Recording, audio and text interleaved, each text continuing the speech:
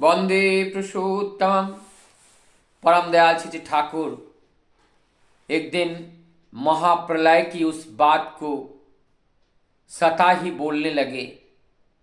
पास में बहुत सारे भक्त अनुरागी गण बैठे हुए थे और इसी बीच में जब प्रलय की उस घनघटा, प्रलय की उस झंकार, प्रलय के उस शंखनाद के बारे में जब परम दयाल निर्झर अकपट भाव से जब उस भाव को जब व्यक्त करने लगे, सभी भक्त लोग एकदम आंख नमी हो गए और सभी लोग भयभीत हो गए। कंपन, शिहरण होने लगे कि आज विश्व पिता के श्रीमुख से क्या भविष्यवाणी निकाल रही हैं। इसका मतलब ये सारी चीज होने वाला है। परम दयाल श्री ठाकुर खुले आसमान में अश्वत्थ पेड़ के नीचे खड़े होकर के अपने दोनों आंख को ऊपर खुले आसमान में करते हुए अपने दृष्टि को निक्षेप किए हुए हैं। हमारे परम श्रद्ध ननिदा उनसे प्रश्न पूछ रहे हैं, ठाकुर आप क्या देख रहे हैं? तब ठाकुर प्रत्युत्तर में कहते हैं, मैं देख रहा हूं हजार हजार लाखों लाखों नरमुंडू और खून का जो धार है वही प्रवाहित हो रही हैं। वो आकाश में, वो जमीन पे, हर जगह हमें वही रक्त और नरमुंडू का दर्शन हो रहा है। मुझे ऐसा लग रहा है चलने के लिए उनके शरीर को हटा हटा कर मुझे चलना पड़ रहा है।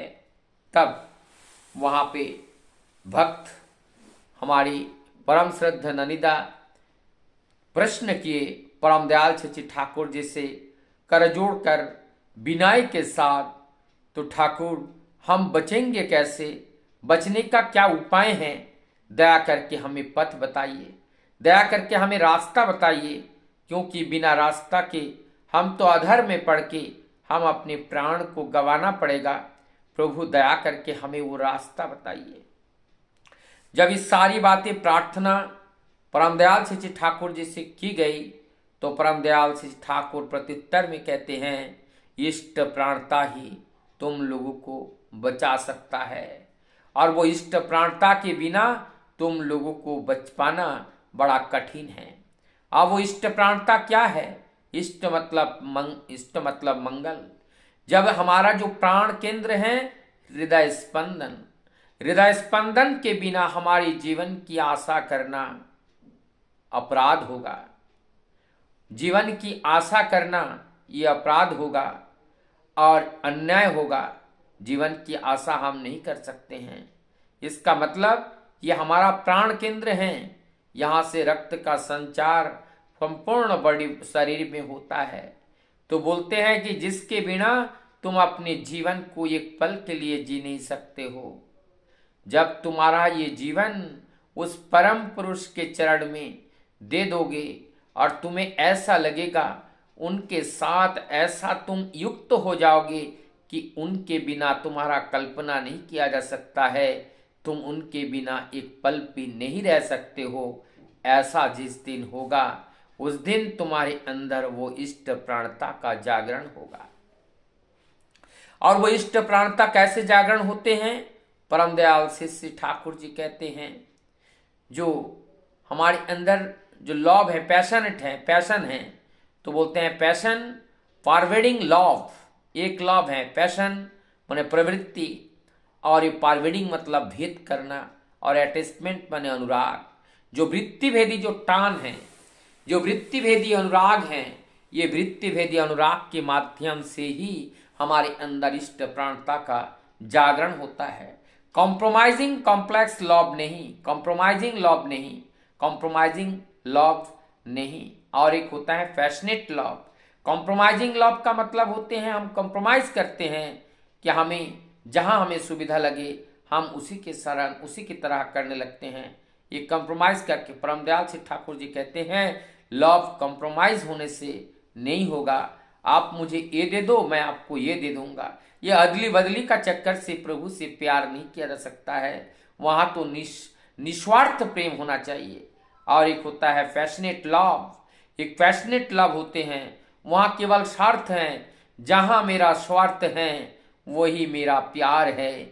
जहां स्वार्थ नहीं है वहां प्यार नहीं है। तो ठाकुर जी इसको ग्रहण नहीं करते हैं। ठाकुर जी केवल अच्युत अनुराग को ही ग्रहण करते हैं, नहीं तो और किसी अनुराग को वो ग्रहण नहीं कर पाते हैं। ऐसी बातें चल रही हैं, यही इष्ट प्राणता की बातें चल रही हैं। और इष्ट प्राणता की बातें में आगे कहते हैं, प्रभु जीसस में भी, बाइबल में भी यही बात लिखी हुई है कि तुम्हारे अंदर क्या होगा, सील्ड ऑन फोरहेड, तुम्हारे लालट में एक मोहर होगा, मुहरा होगा, मोहर लगा हुआ होगा। वो परम पिता का चिन्ह से, निशानी से चिन्हित किया जाएगा। और कैसे ये निशान तुम्हारे आज्ञा चक्षु में पड़ सकता है। जो प्रभु जिसास के रूप में जब आए धरा पे, जिस बात को उन्होंने कह के गए, आज परम दयाल वही चीज हम लोगों के माध्यम से करवा रहे हैं। और जिस तरह से इष्टभीति की बात हमारी जो दापार युग में भगवान श्री कृष्ण के ने आकर कहते कि इष्टन भोगन ही वो देवा दर्शंत यज्ञ भविता। तो दर्शंत यज्ञ भविता, तो क्या हमें उन्होंने क्या बताया कि हमें सबसे पहले भोजन से सबसे पहले हमें उनको निवेदन करना होता है। उनको निवेदन करके, उनको देके, बिना देके अगर हम कोई चीज ग्रहण करते हैं तो हम विष्टा ग्रहण करते हैं, वो पापन्न ग्रहण करते हैं। और ठीक आज परम दयाल ने वो इष्टभीति हमें दिए और उस इष्टभीति के माध्यम से दापार युग के भगवान श्री कृष्ण का जो बात है उसको परिपूर्ण आज परम दयाल हम लोगों को माध्यम से करा रहे हैं।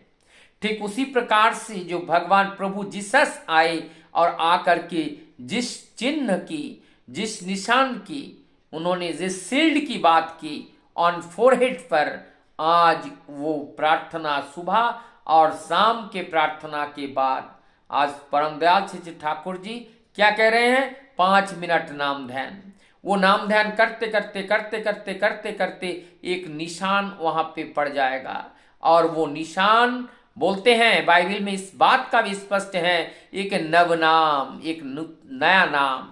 और वो नया नाम क्या है, आज जो परम दयाल श्री ठाकुर जी जो उस नव नाम को लेकर के, नवविध नाम को लेकर के आज धरा पे आए हैं। और वो उस नाम का जब हम मनन करेंगे, उस नाम का जब हम चिंतन करेंगे और मनन चिंतन के साथ साथ हमारे आज्ञा चक्षु में वहां पे एक निशान बन जाएगा।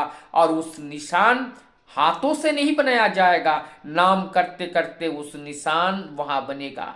और उस निशान को देख करके परम पिता हमें पहचानेंगे और उस पहचान ही हमारे इस जीवन को प्रलय काल में हमें बचाएगा। तो जो भी इस प्रलय काल से अपने आप को बचाना चाहते हैं, जो भी उस प्रलय काल से अपने आप को सुरक्षित रखना चाहते हैं, आज ही से परम पिता को अनुसरण करते हुए उनका उस सतनाम को ग्रहण करके उनको मनन करके सत्संग का आश्रय ग्रहण करके अपने जीवन को चलाना पड़ेगा। तभी उनको नाम के माध्यम से उस नामी का दर्शन होगा और वो निशान हमारी वो आज्ञा चक्षु पर, यानी वो फोरहेड पर वो निशान दिखाई देने लगेगा। और तभी पता चलेगा ये हमारा है, ये हमारी व्यक्ति हैं, हमारी व्यक्ति हैं। एक बात हमारी हेम कविता लिखते थे, हेम कविता लिखे थे, क्या लिखे थे, आमी कबो एमन हबो आमाई देखे बोलबे सबे तुम्हें आमार प्राणो बल्लभ। मतलब हम कब ऐसे बनेंगे, कैसे, जैसे प्रभु चाहते थे, प्रभु के अनुरूप, प्रभु जैसा चाहते थे उस तरह का हम कैसे बनेंगे। और जिस दिन प्रभु के चाह के अनुरूप हम अपने आप को बनाने में सफल हो जाएंगे, उस दिन हमारे प्रभु कहेंगे ये हमारा ही है, ये प्रभु कहेंगे ये हमारा ही है। हम तो अपने पूरा जीवन ये हमारा है कहते हुए चलते हैं और फांकी देते हैं, हम गोब्यूटिन करते हैं, धोखा देते हैं, चिटिंग करते हैं। ऐसे करने से नहीं चलेगा। धोखा देने से नहीं चलेगा। ठाकुर जी तो बोले हैं धोखा देने से धोखा ही पाओगे, तो धोखा ना दे करके परम पिता के उस निर्देश को इस देह के माध्यम से कर्म करते हुए उसको मूर्त करना होगा। और जब वो मूर्त करेंगे तो मूर्त करने के बाद जैसे कोई भी फल को जब खोला जाता है उसमें से महक निकलती है, तो जब परम पिता के निर्देश को इस देह से करके जब उसको मूर्त करते हैं तो उसमें से भी एक सौगंध, एक आनंद प्राप्त होती है। वही आनंद हमारी अंतर जगत के अंतरात्मा को जागृत कर देते हैं और हमारे मनोबल को बढ़ा देते हैं, और उस मनोबल से हम परम पिता के कार्यों को और ज्यादा करके करने में सक्षम हो पाते हैं। वंदे